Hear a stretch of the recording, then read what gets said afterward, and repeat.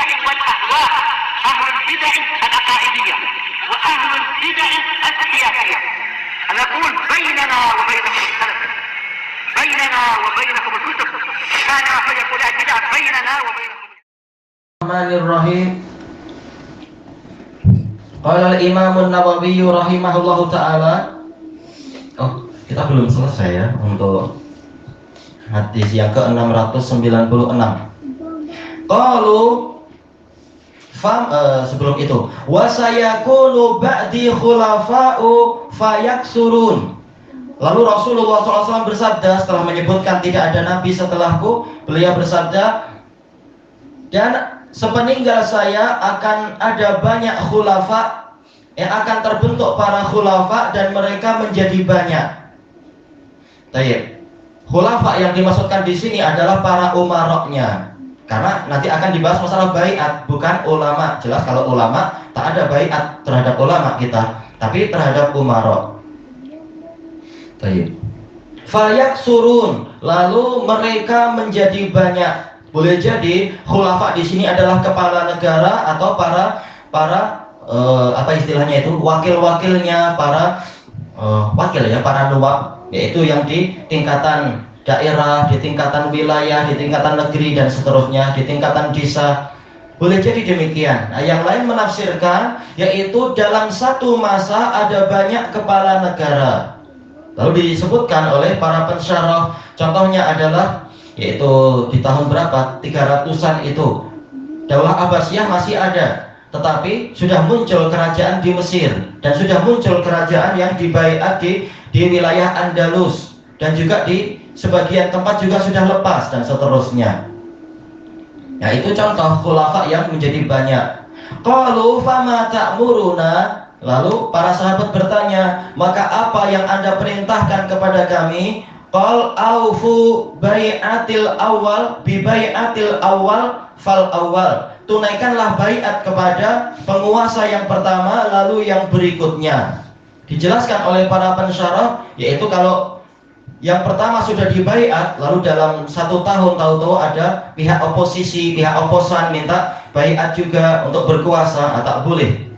Sampai bila, kata para ulama dalam syarah hadis ini, sampai penguasa yang pertama mati. Jadi kekuasaannya sampai mati, bukan hanya 5 tahun lalu digulingkan dan seterusnya. Kecuali kalau dia memilih untuk rehat, nah, kemudian memilih yang lain, ini tak masalah. Tapi selama dia masih berkuasa, kita dilarang untuk kemudian menggulingkan dia dan mencari penguasa yang lain, demi kemaslahatan yang lebih besar, biar darah tidak tertumpah, ekonomi tidak kacau, jalan-jalan tidak dikuasai oleh para perompak dan seterusnya.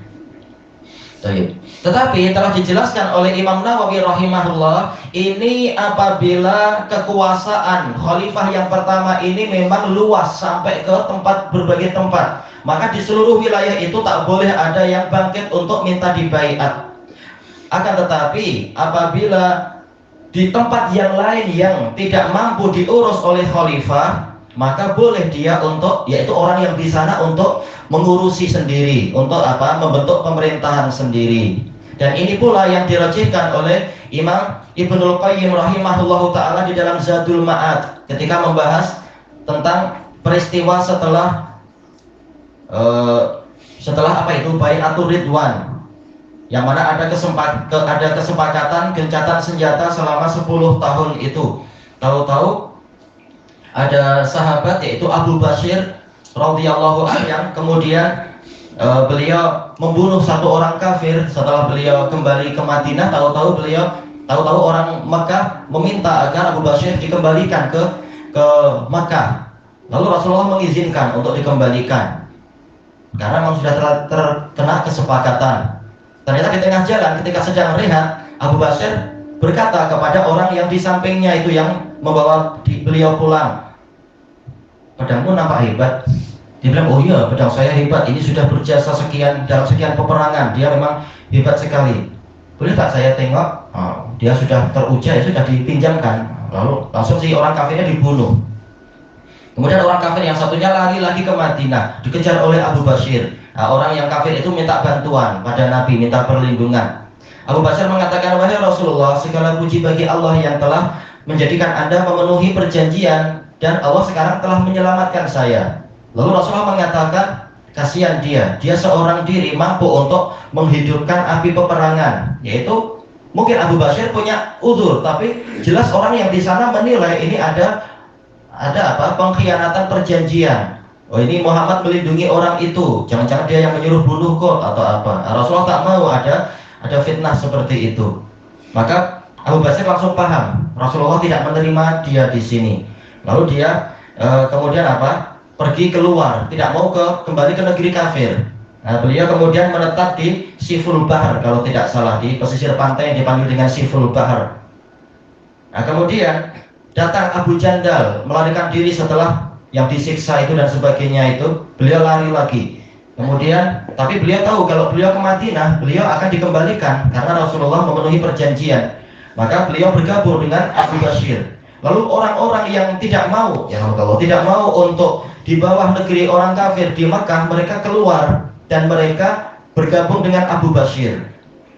Nah, setelah pasukan kuat, maka setiap kali kafilah dagang lewat di daerah pesisir pantai diserang oleh pasukannya Abu Basir. Akhirnya orang-orang kufar Quraisy menghadap Nabi mengatakan, tolong yang di Siful Bahar itu dilarang dan seterusnya. Tapi Rasulullah tidak mau. Kata Imam Ibnul Qayyim rahimahullah, ini menunjukkan bahwasanya kalau pemerintah itu kekuasaannya terbatasi di suatu tempat dan di tempat lain itu tidak masuk dalam wilayah kekuasaan dia, boleh di sana terbentuk pemerintahan sendiri. Buktinya Rasulullah tidak mengganggu Abu Basir dan tidak campur tangan, membiarkan Abu Basir untuk melawan orang-orang kafir yang lewat di daerah situ. Karena itu memang wilayah Siful Bahar jauh dari Madinah, tidak masuk dalam wilayah kekuasaan Madinah di hari itu. Makanya boleh di dalam wilayah yang terlalu luas, kekuasaan raja yang pertama, khalifah pertama tidak sampai ke sana, masyarakat di sana diperbolehkan untuk membuat pemerintahan sendiri demi kemaslahatan yang lebih besar. Kalau memang raja yang di sini tak mampu berkuasa di sana, entah raja atau yang lainnya. Kemudian di sini summa a'tuhum haqqahum. Kemudian berikan kepada penguasa itu apa yang menjadi hak mereka, hak baiat, yaitu untuk kita mendengar dan taat, memenuhi apa yang mereka perintahkan di dalam perkara yang ma'ruf. Dan yang paling mendasar permintaan pemerintah apa sih?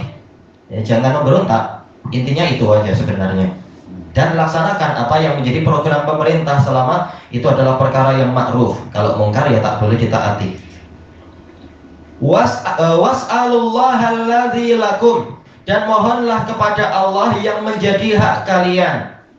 Yaitu ini kalau terkait dengan pemerintah yang zalim, kita tak mampu minta karena akan disia-siakan. Ya sudah, mohon kepada Allah. Jadi dalam situasi yang paling susah, tetap kita dilarang untuk melakukan penggulingan kekuasaan atau jadi pengganas di mana-mana, tak boleh. Mohon kepada Allah agar memenuhi hak kita. Fa innallaha sa'iluhum amma star'ahum. Inilah sisi pendalilan yang diinginkan sekarang, karena sesungguhnya Allah akan meminta pertanggungjawaban dari mereka tentang kepemimpinan yang Allah bebankan kepada mereka untuk menjadi ra'i, menjadi penggembala dan pengatur kemaslahatan rakyat. Allah akan menanyai mereka. Kita ditanya tentang diri kita dan keluarga kita. Kalau kita sebagai kepala keluarga itu, pemerintah bertanggung jawab. Kalau rakyatnya 1 juta ya 1 juta, kalau 10 ya 10, kalau 1 billion ya 1 billion. Sila menjawab itu semua. Muttafaqun alaih. Kita masuk ke hadis yang baru. Qala Imam Nawawi rahimahullah, al hadisu as-sabi' wa tis'un ba'da sittimi'ah, 697, an A'idillah bin Amr radhiyallahu annahu dakhala ala Ubaidillah bin Ziyad. Beliau masuk mengunjungi Ubaidullah ibnu Ziyad.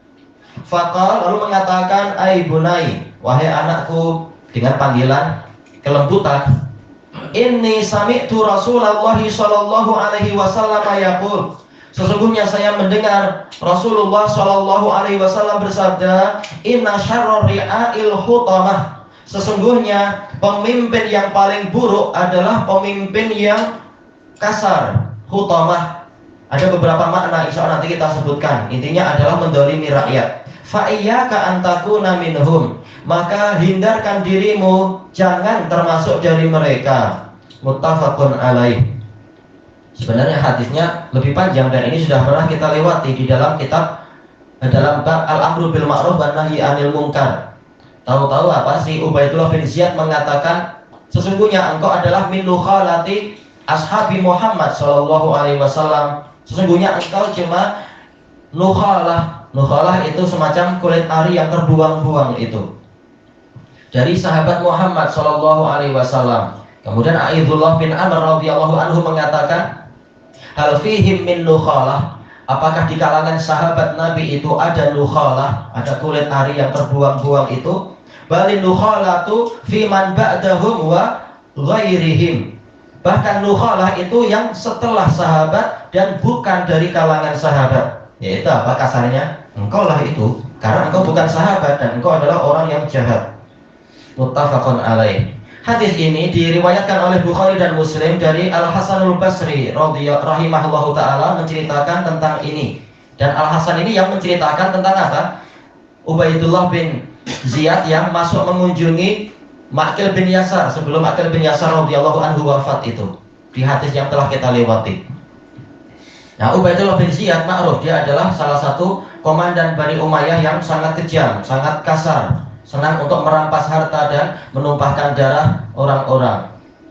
Baik, makanya Aidullah bin Amr radhiyallahu an beliau masuk mengunjungi bukan untuk bersenang-senang, bukan untuk cari koneksi, tapi untuk memberikan nasihat dengan bahasa yang lembut.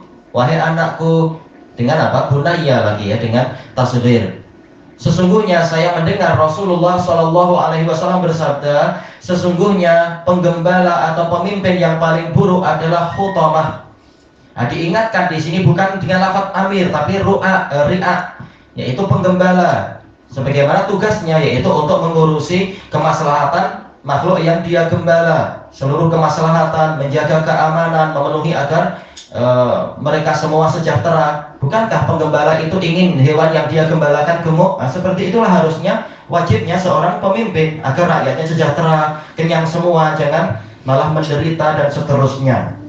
Baik, maka yang dilakukan pemerintah itu layak disyukuri. Ada bantuan, mungkin setiap berapa bulan sekali ada masukan duit berapa misalkan, atau bantuan beras, bantuan pakaian, atau tatkala ada bencana alam, maka pemerintah dengan seluruh personilnya membantu memindahkan dan membangunkan rumah murah dan sebagainya. Ini layak untuk disyukuri.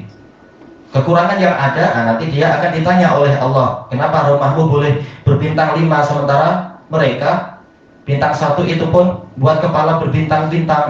Akan ditanya dia, rumahnya masih membuat orang pening karena buruk sekali rumah rakyatmu. Dia akan ditanya tentang itu. Kalau dia punya udzur, alhamdulillah. Kalau tak punya udzur, ya innalillah. Al-khutamah wazan fu'alah, seperti humazah. Ini sigat mubalaghah dari hatim. Hatim arti asalnya adalah yaitu yabis, yaitu kering. Dia bersikap kasar dan dia bersikap zalim.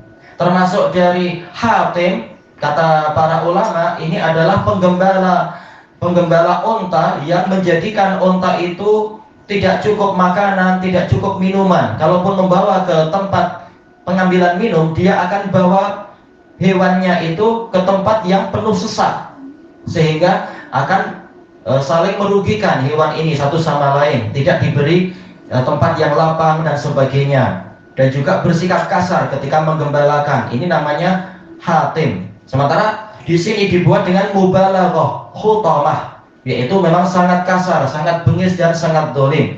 Ternyata ini adalah pemimpin yang paling buruk.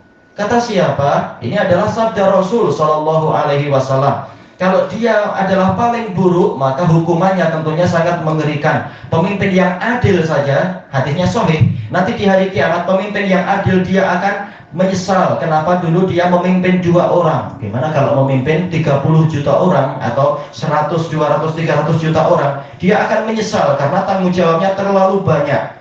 Kalau dia selamat, alhamdulillah. Kalau dia tak selamat, celaka. Itu untuk yang adil. Bagaimana yang tidak adil? Maka yang paling buruknya berarti hukumannya juga termasuk yang paling buruk. Na'udzubillah. Maka diperingatkan, fa iyyaka an takuna minhum, hindarkan dirimu jangan termasuk dari mereka. Ternyata diberi nasihat demikian, dia malah mengejek Aidullah bin Amr radhiyallahu an. Maka kemudian dijawab oleh beliau dengan bahasa yang tegas seperti tadi. Apakah di kalangan sahabat ada kulit ari? Kulit ari itu hanyalah setelah sahabat dan yang bukan sahabat. Kata Imam Nawawi, ini adalah ucapan sastra yang sangat kukuh, yang mewajibkan kita untuk tunduk patuh dengan kalam yang seperti ini tentang keagungan para sahabat dan dalil-dalil ma'ruf tentang masalah keagungan para sahabat. Tak layak untuk mereka diremehkan sama sekali. Ilahuna wallahu a'lam. Kita baca sedikit ya untuk yang